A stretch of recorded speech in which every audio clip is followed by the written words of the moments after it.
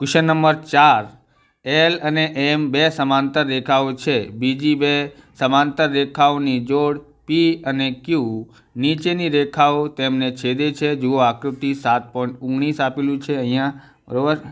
તો અહીં સાબિત કરો કે ત્રિકોણ એ બી સી એકરૂપ ત્રિકોણ સી ડી એ। અહીં ધ્યાન રાખવાનું છે એલ અને એમ સમાંતર રેખા છે, તો આ છે આપણી એલ રેખા, અહીંયા છે એમ રેખા, બરાબર। આ રેખા જે છે એ એમ રેખા છે અને આ રેખા જે છે એલ રેખા છે। પછી બોલે છે પી અને ક્યુની ની રેખાઓ તેમને છેદે છે। આ પી રેખા છે આ વાળી, અને પછી આ જે છે ને ક્યુ રેખા છે, ઓકે। તો એ છેદે છે, એકબીજાને કાપે છે, અને સાબિત આપણે આ કરવાનું છે। સૌથી પહેલાં આપણે આ લખવાનું છે આ એલ અને એમ જે છે સમાંતર રેખા છે અને તેમની છેદિકા જે છે આને છેદે કોણ, કઈ રેખા છેદે છે, એ સી એને છેદે છે। તો આપણે લખીએ અહીંયા એલ સમાંતર એમ અને એસી તેમની છેદિકા છે, ઓકે। આ એલ અને એમ જે છે સમાંતર રેખા છે અને એસી જે છે અહીંયા છે એ અને અહીંયા છે સી, બંને છેદે છે। અહીંયા બી આપેલું છે, અહીંયા ડી આપેલું છે, ઓકે। એના પછી આપણે જોવાનું છે આપણી પાસે ખૂણો જે બને છે બી સી એ બરાબર ખૂણા ડી એ સી। આ જે છે ને યુગ્મ કોણ છે, યુગ્મ કોણ, ઓકે।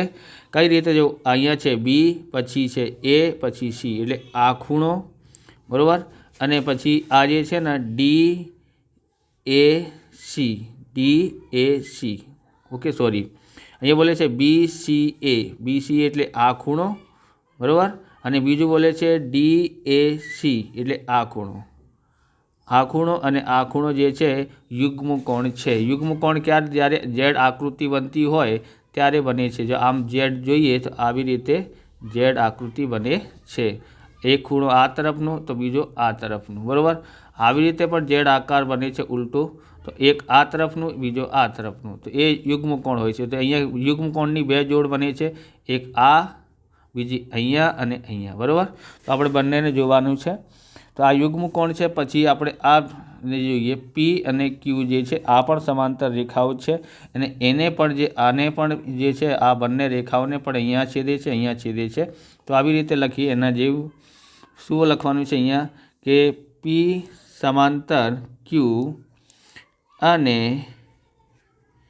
એસી તેમની છેદિકા છે, ઓકે।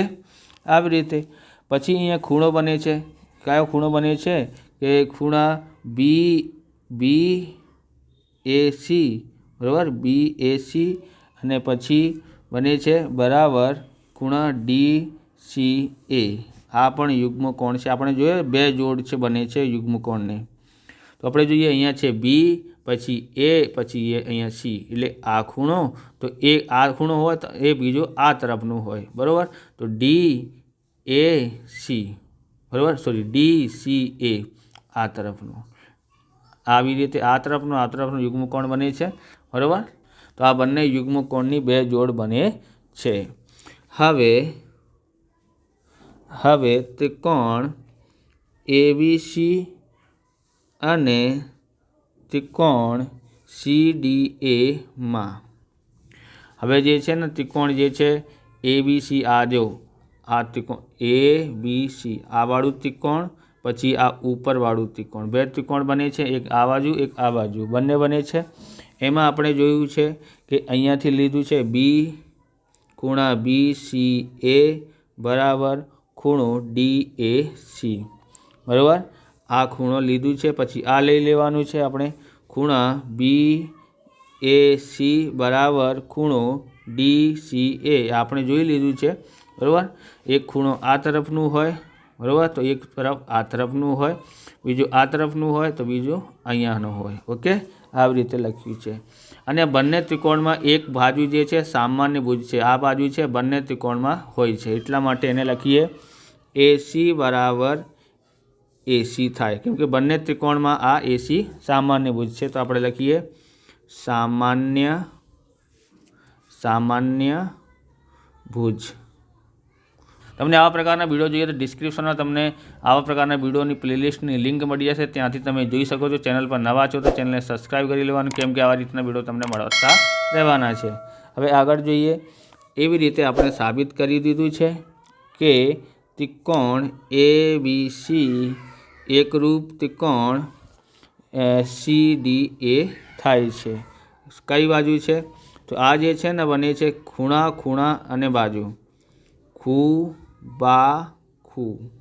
બરાબર, તમે ખૂ બા પણ લખી શકો છો. ખૂ બા ખૂ આવી રીતે લખ્યું છે. ઓકે, તો આવી રીતે આ વિડીયો પૂરું થાય છે. તમને વિડીયો સારું લાગ્યો તો લાઇક કરવાનું, ચેનલને સબસ્ક્રાઈબ કરવાનું. મળી બીજા વિડીયોમાં. જય હિન્દ, જય ભારત, વંદે માતરમ.